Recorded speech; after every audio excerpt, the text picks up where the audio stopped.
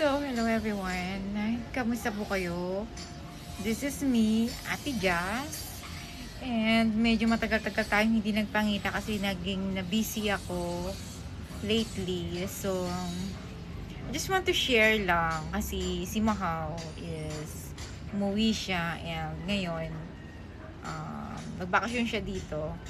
And then, umuwi na rin siya and ito yung natuklasan ko. Oh my God. So, he is so sweet. So, I just wanna share lang, no. I don't know, kasi kahit ako magkaroon ng nagkaedad na, kinilig ako. Kinilig.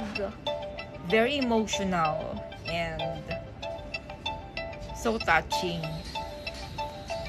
So, this one. This, bago siya umalis, that day, naglagay siya ng mga ganitong eksena. So, syempre, natouch ako and very romantic. I think very sweet.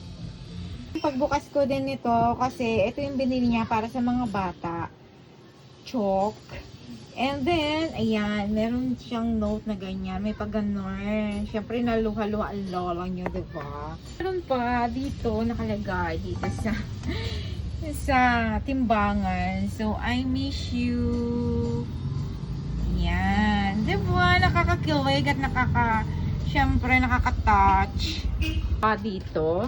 So, hindi ko to alam. Na-surprise lang ako, guys. Mga ka-eyebag. Tada! Ayan. Tada! Na-surprise din ako dito. Hindi ko din expected na lalagyan niya ng mga ganito. So, I love you.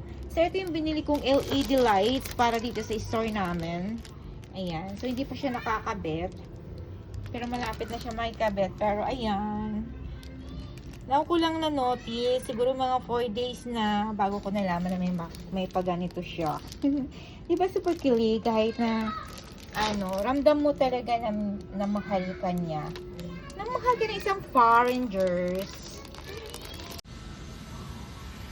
So, sabi niya, may mga pa raw, pero hindi ko na alam kung saan pa yung nilagay niyang mga notes. So, syempre, ang lola niyo, super kilig din, diba? So, ang haba ng hair.